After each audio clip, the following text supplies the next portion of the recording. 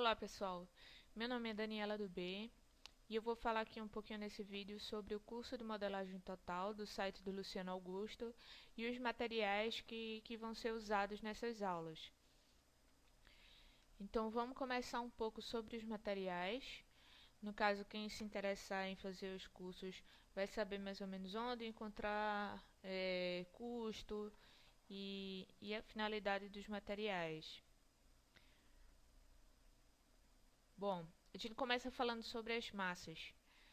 As principais massas que a gente vai usar é a plastilina, a óleo clay e a polymer clay, e outras massas auxiliares como o biscuit e o epóxi. No caso do biscuit e o epóxi é geralmente na questão de aumentar um pouco o volume de estrutura, é, auxiliar em acabamentos, em algum tipo de falha que possa ocorrer. Então, essas massas que são geralmente mais fáceis de ser encontradas com um preço menor, têm uma resistência boa e vão auxiliar na execução das esculturas. Bom, primeiro vamos começar falando sobre a plastilina. A plastilina é a chamada massa de modelar escolar. Ela é um tipo de argila sintética à base de óleo. Ou seja, se você tá com ela modelando, você não precisa ter algum cuidado com o barro orgânico, que, por exemplo, no barro você tem que umedecer e colocar saco plástico para não ressecar. No caso da plastilina, ela pode ficar ao ar livre sem mudar sua dureza. No caso, se ela estiver num lugar muito quente, como ela não é resistente a calor, ela pode ficar um pouco mole. Então tem que ter os cuidados de deixar num lugar fresco, mas ela não vai endurecer mais do que a própria textura quando você comprar ela. Geralmente elas são usadas para esculturas maiores. Ela vem já numa embalagem com quantidades maiores, porque ela, por ser mais barata que a óleo clay, por exemplo, ela pode ser usada inclusive para fazer a divisória, para fazer moldes ou esculturas realmente maiores, pela facilidade, já que ela não precisa ser aquecida para manipular e porque ela é mais barata. No caso da óleo clay, ela tem os mesmos, é como se tivesse os mesmos ingredientes que a plastilina, só que numa receita diferente.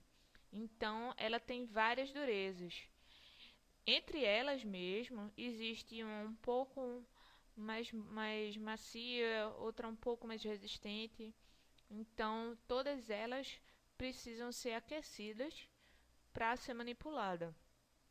Ou seja, você coloca num forninho, por exemplo, um forno à base de luz, que geralmente é o que é usado.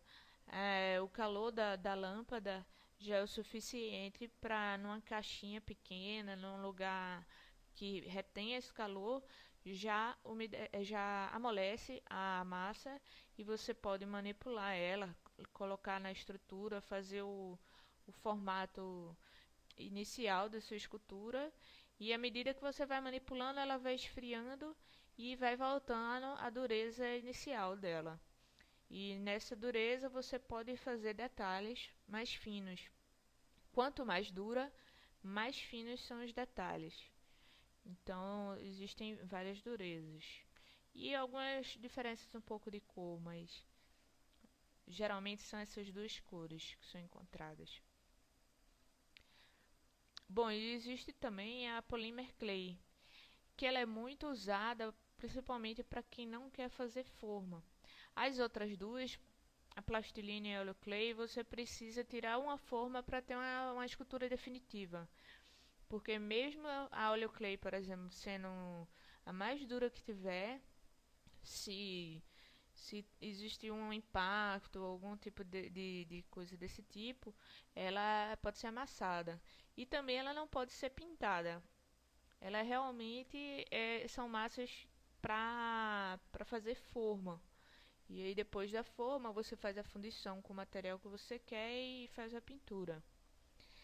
No caso da polymer clay, é um tipo de cerâmica plástica. Então ela pode ser assada e o bom dessas massas é que elas podem ser assadas em fornos domésticos.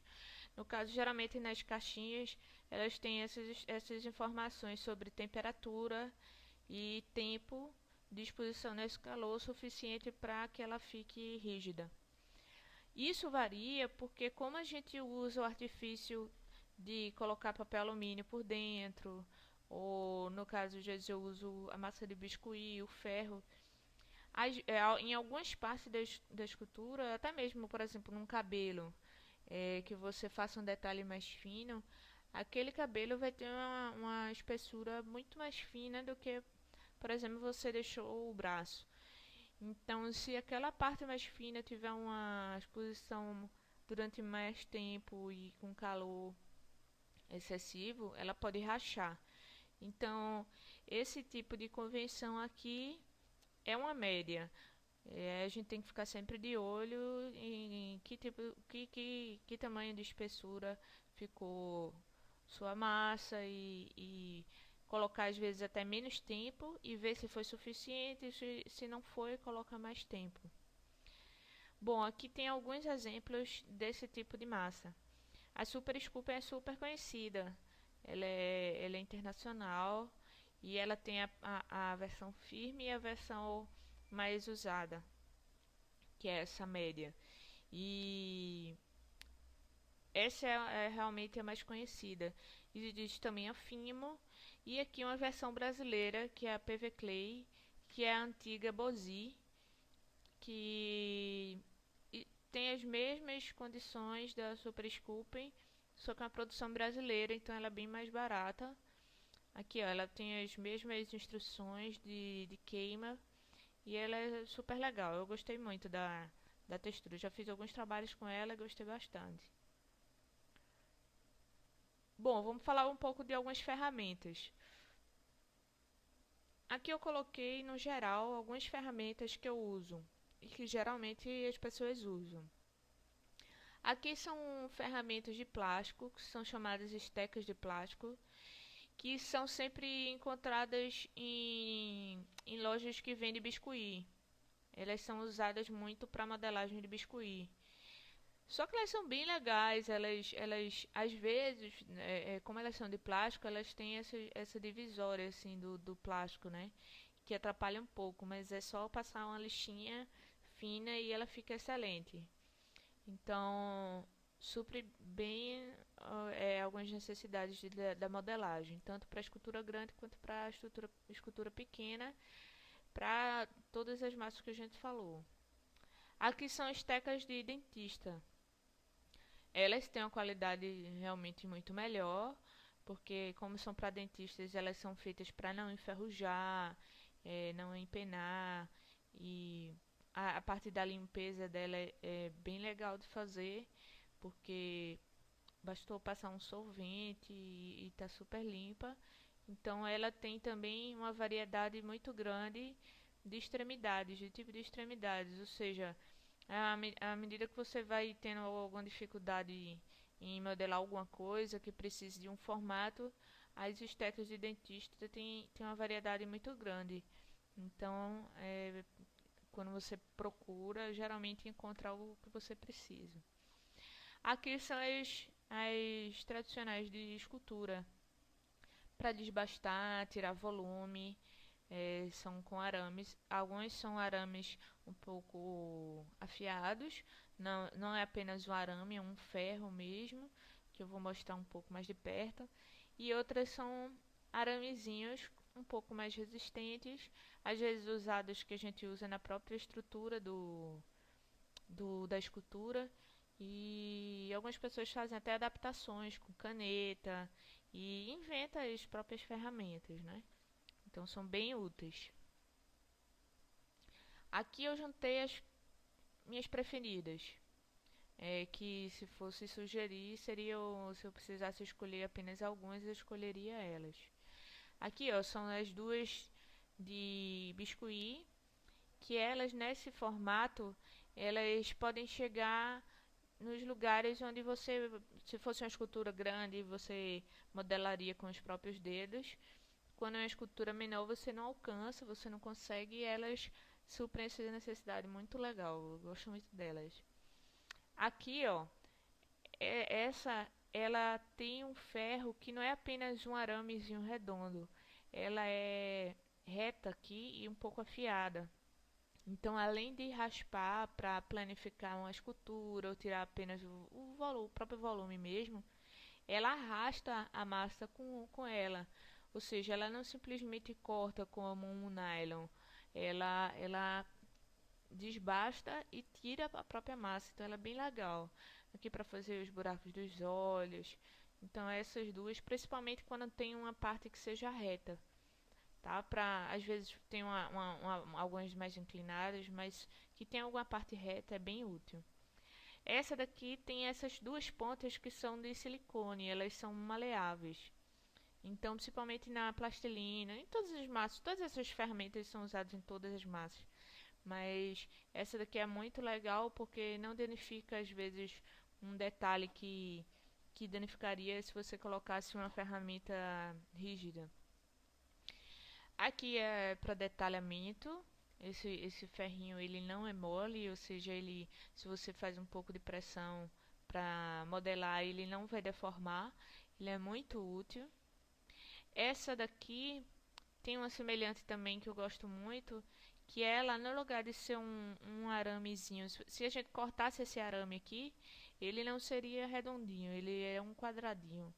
Então, assim como essa, ela raspa bem melhor a massa. Só que essa é mais delicada, né? Ela é menorzinha para detalhes ou esculturas menores. Essas daqui, essas quatro, são de dentista. É, esses tipos de pontas são excelentes, tanto para alisar a escultura quanto para fazer realmente modelagem, modelagem de olho e tudo mais. Essa também é excelente para cabelo e detalhamentos, por causa das pontas e da posição das lâminas.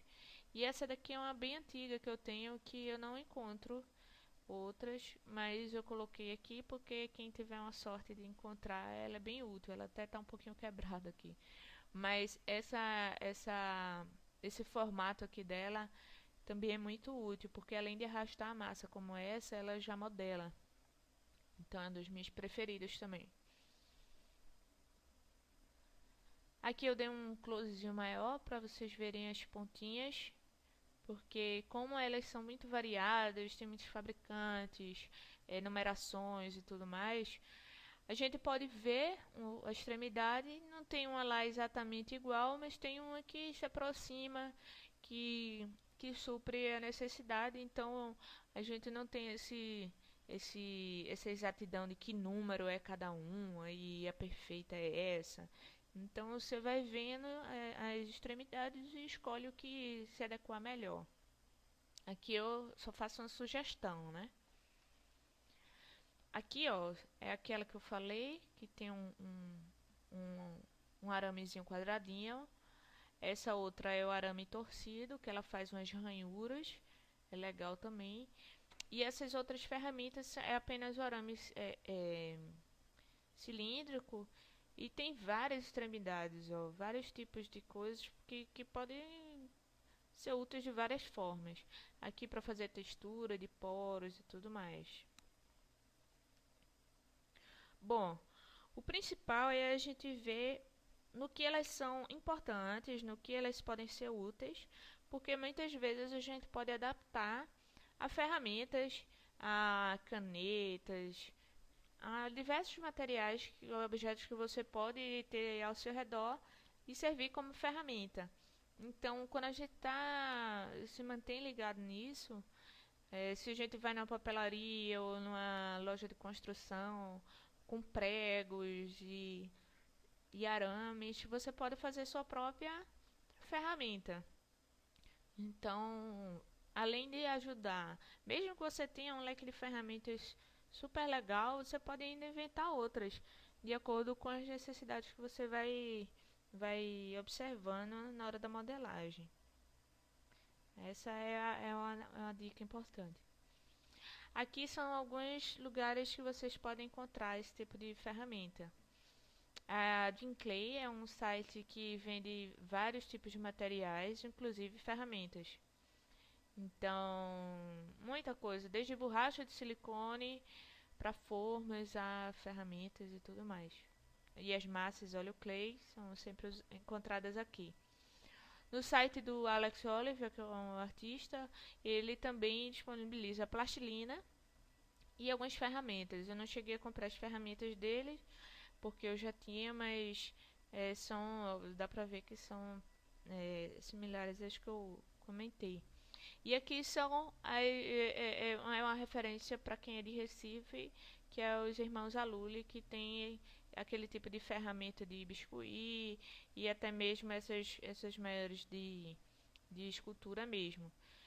Eu acho que essas lojas de artesanato, biscuit, sempre tem alguma coisa interessante que pode ser útil. Então, aí na sua cidade você fica de olho, você pesquisa que vale a pena. Bom, vamos falar então agora sobre o curso mesmo, tá? Vamos tentar entender como é a proposta do curso. Primeiro, existe uma divisão de organização no curso inteiro. Começou com o Felipe Teles. Ele fez uso de massas óleo clay para mostrar um pouco da anatomia masculina. Então, para a gente entender melhor, a gente vai dividir a parte das aulas do Teles e a parte da Daniela do B, que começou com a execução do Wolverine em Polymer Clay, tá? Bom, o Felipe, ele fez um estudo de anatomia masculina. Ele escolheu o Flash, aquele antigo Flash dos quadrinhos, para desenvolver e estudar a parte de anatomia masculina. Ele tem uma didática muito legal, porque, por exemplo, se ele vai mostrar como fixar a escultura na base, ele fala antes sobre equilíbrio, dá demonstrações simples. Então ele tem uma didática muito legal, desenha, faz desenhos e tudo mais. Então é muito legal e ele usa a óleo clay e as ferramentas variadas, né? No caso da Dani do B, sou o Luciano me pediu para fazer um processo que mostrasse desde a estrutura até a pintura. Então eu escolhi a Polymer Clay para a gente não passar agora pelo processo de tirar forma e tudo mais, e que é uma massa interessante, principalmente para peças únicas, que você não precisa tirar uma forma para fazer uma peça que não vai ter réplicas. Então no caso esse Wolverine, ele é único. Eu modelei direto na massa e depois fiz a parte de pintura. Ficou um curso bem extenso, porque eu mostro realmente até os detalhamentos de sangue, o que eu usei de cada material daqui, onde eu encontrei. Então ele vai realmente dar estrutura, a gente vê um pouco de anatomia, mas principalmente de proporções. Sempre fazendo as medições para não fugir das proporções, as maneiras de modelagem e esses tipos de detalhamento. Então a proposta da gente é continuar com esses desafios. Se de repente se vocês quiserem sugerir algum personagem, no próximo, por exemplo, a gente pode fazer um busto e tirar a forma desse busto, fazer fundição com resina. Então assim, essa é a aula do Wolverine, está toda pronta. E as próximas a gente vai acrescentando, vai fazendo e acrescentando, né? Editando e tudo mais. Então essas que eu falei agora, tanto do Teles quanto do Wolverine aqui que eu fiz, estão todas prontas. As demais a gente vai fazendo e vai postando. Para quem quiser, por exemplo, acompanhar as aulas do Teles, a princípio, o site da Clay, o Eduardo Cinta, ele disponibilizou pra gente, para que principalmente os iniciantes não fiquem procurando material por material.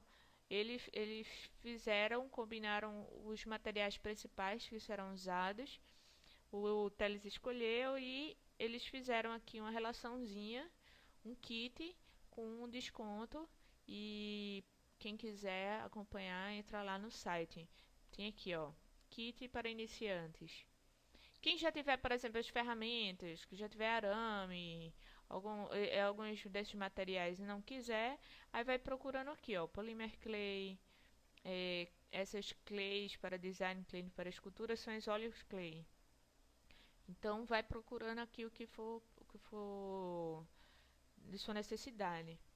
Também tem o voltado para as aulas do Wolverine, que são as de usadas no Polymer Clay. Ela é um pouco mais cara que a óleo clay, até porque não é o próprio Edu que fabrica, mas ele tentou facilitar aqui pra gente.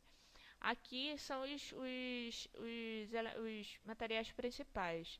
Eu não coloquei aqui, por exemplo, o papel de alumínio, que são coisas que a gente já encontra, até na nossa casa já deve ter, então eu não adicionei aqui.